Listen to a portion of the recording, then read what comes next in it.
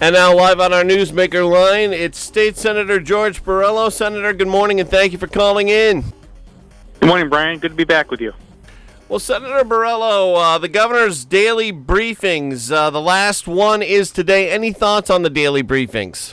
Well, I think certainly at the very beginning there was a lot of information, and as we've gone on and things have stabilized, I think the briefings are no longer necessary on a daily basis. So I think there's plenty of other things for him to do as well. So I think it's appropriate now as we start to stabilize that ends, and he goes to more of an as-needed basis. College and university guidelines. You've been asking the governor to release those. Can you give us some background and tell us what's the latest there? Yeah, it's first and foremost, we have had, just like businesses did, our colleges and universities across New York State have put together reopening plans. And unlike the businesses who just needed to submit those plans and do an attestation and basically a form that says that they will follow those plans, New York State is requiring that these colleges and universities wait for guidance from the state on reopening. So, here we are in June, and this is going to be a major undertaking. There's going to have to be new safety protocols, and they not having this guidance now is creating a situation where students are uncertain, and we may drive our students to colleges out of state. If you look at information from the Chronicle of Higher Education, they've tracked the plans of almost 1,000 colleges across the nation. And the overwhelming majority of them, 65%, are planning to go back to in-person classes. About 11% are going to do some kind of a hybrid model, in-person and online. Only 8% are looking to go back to online classes only. So, if we don't have these guidelines out soon, we are going to be at a competitive disadvantage, and that will have a ripple effect throughout our economy, including the long-term impact of college students leaving New York State because of the unfair opportunity, and then maybe likely never returning to New York State. Why would there be a delay from the state on this, Senator Borrello? Well, I'm certain that there is some kind of caution that they're trying to take here. However, my guess is that right now there is likely a debate on whether or not they want to allow in-person classes at all. And should they choose not to, again, that will create a huge and devastating disadvantage for colleges and universities, both public and private, in New York State.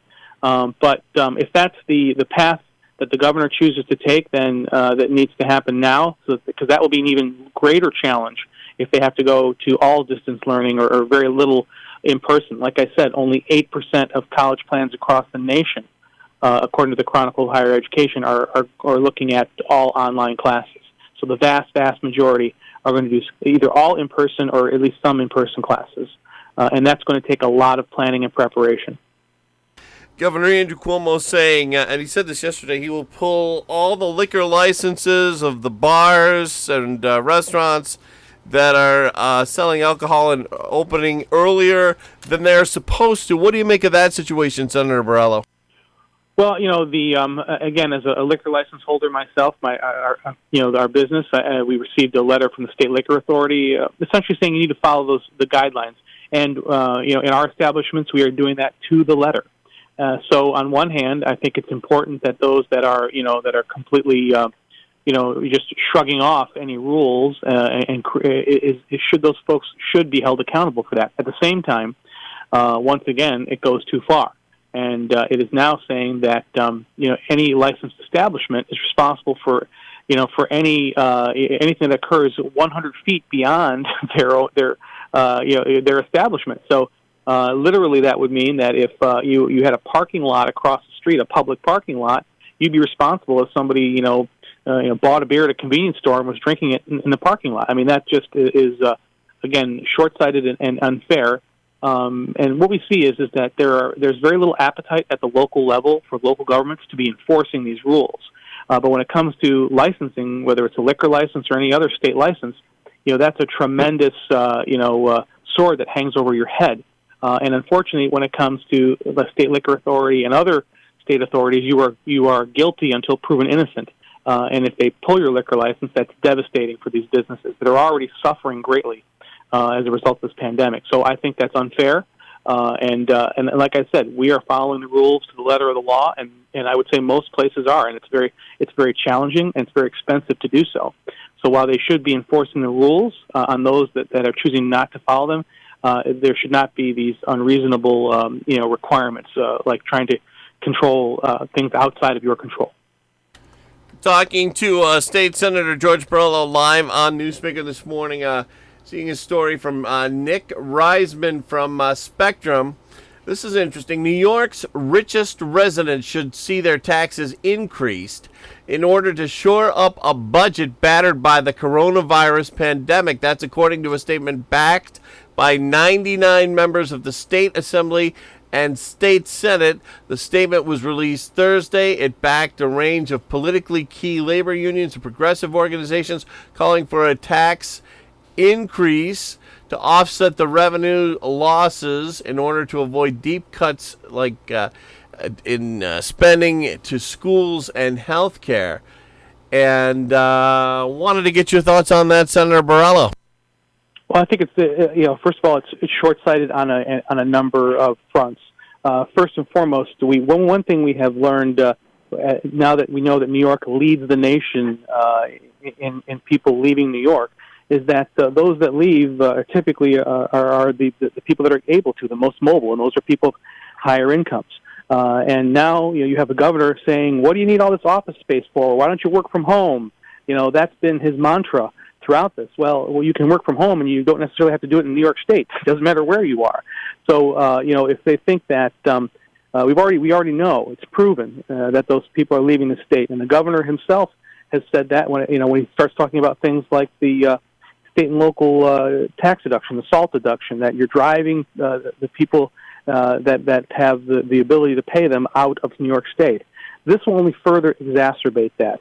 And I do not want to see cuts to education and other important programs, but our state continues to waste money. According to our state comptroller, Tom DiNapoli, there are billions of dollars of waste, fraud, and abuse in our Medicaid system that continues on. We have projects, we have these boondoggle green energy projects that are nothing but a big waste of taxpayer money, and it's essentially an investment scam that are continuing on. Even in this harsh budget, even in the budget that we passed this year, where we knew we were going to have a devastating economic impact from the COVID-19 virus, we still are spending billions of dollars on these unnecessary projects. So there's plenty of places to cut in New York State's budget before we start talking about raising taxes. Yeah, on this topic, the governor has said before, and his sound bites have ended up on places like the Sean Hannity show, Governor Cuomo saying it's not smart to tax the rich.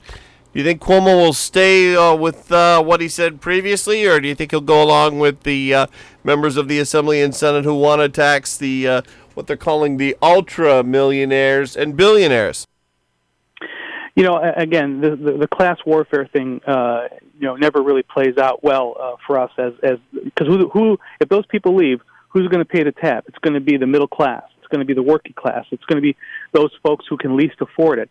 And the governor understands that. He understands the basic economics, and he's seen the data. He's seen the flight from New York State. So I hope he stays consistent. I hope he doesn't bow to the pressure of this class warfare and rhetoric, and instead looks for those opportunities to save the billions of dollars we are wasting every year.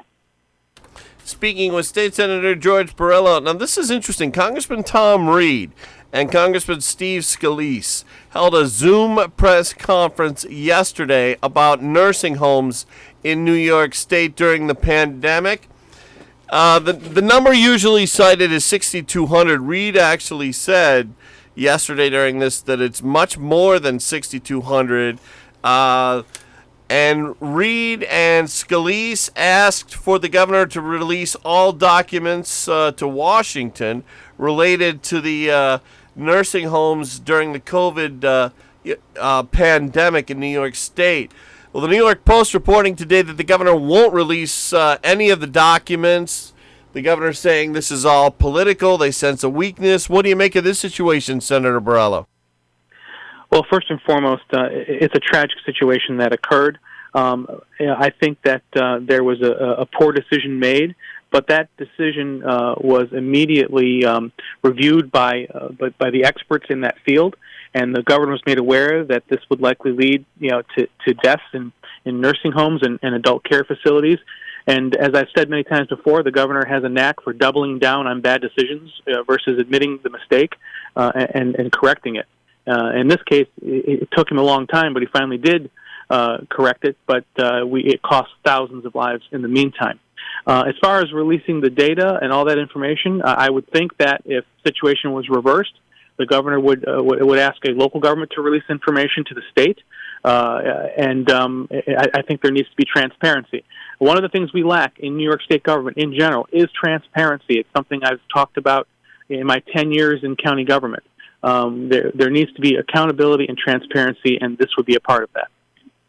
On this topic, and this is from the New York Post article from today, it says, it has a quote from Cuomo senior advisor Rich Azzopardi. Rich says, quote, "Nothing can cover for the fact that specific federal guidelines were issued and followed by more than a dozen states, and that the present state law," and he lists off the section and number, states that a nursing home shall accept and retain only those residents it can provide adequate care for, specifically outlawing nursing homes from accepting patients they cannot care for. What do you make of that statement?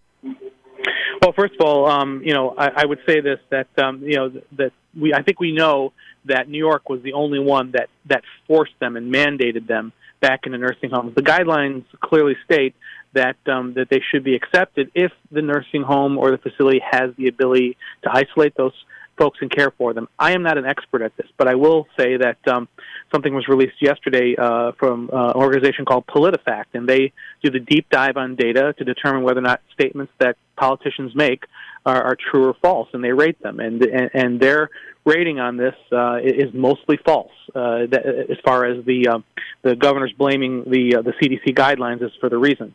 So the verdict of mostly false by PolitiFact when it comes to the governor's statement that he was merely following those federal guidelines, it seems to me to be a clear indication from what seems to be an unbiased source from my standpoint that this was a mistake. And again, let's not cover the mistake.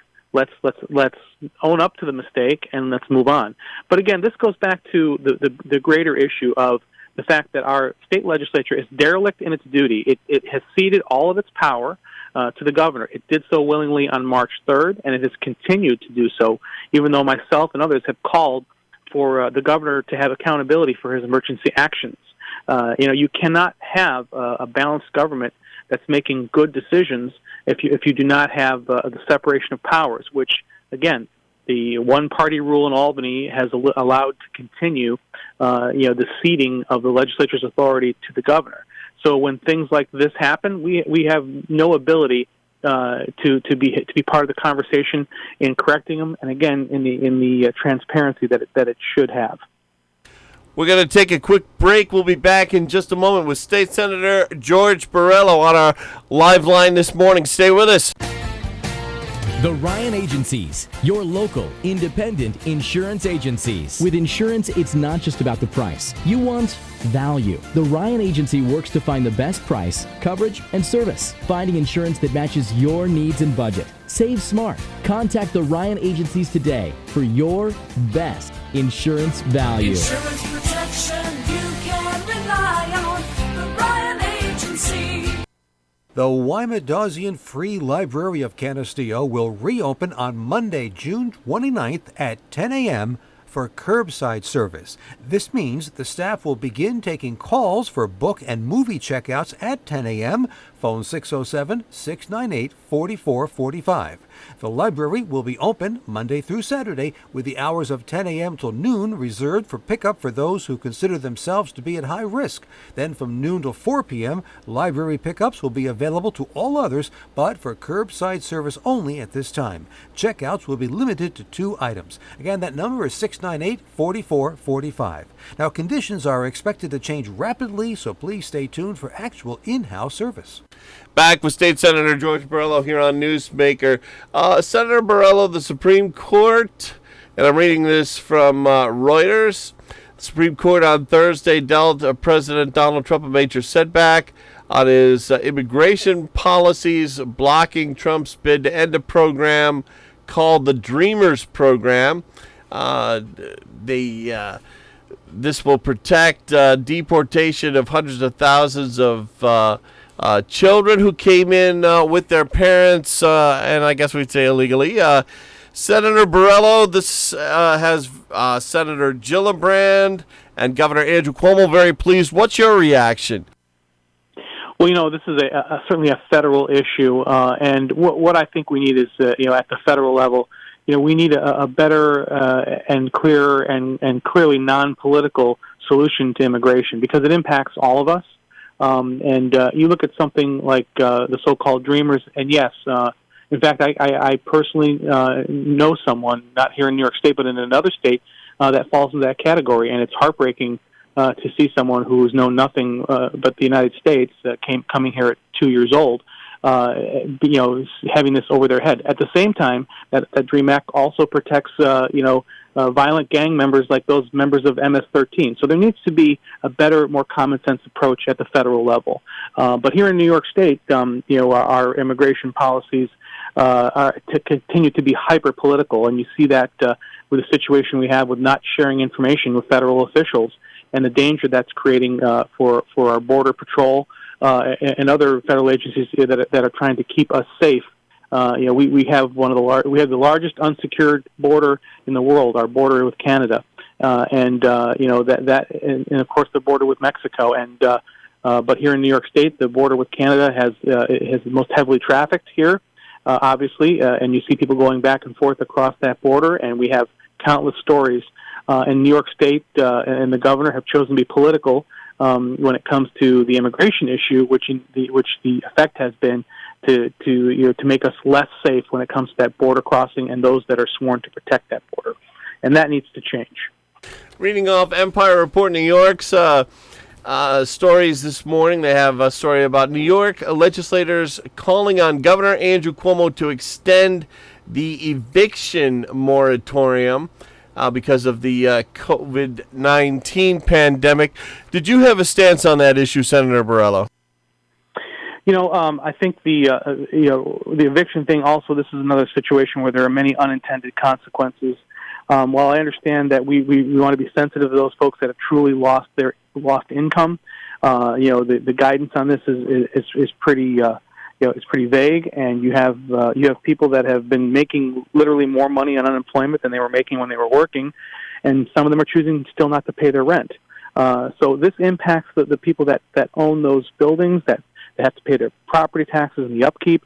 It impacts so many people. I think that there needs to be some kind of a moratorium on that, on those evictions, for the reasons that it was originally intended, for those people that are truly in a financial distress because of the COVID-19 pandemic.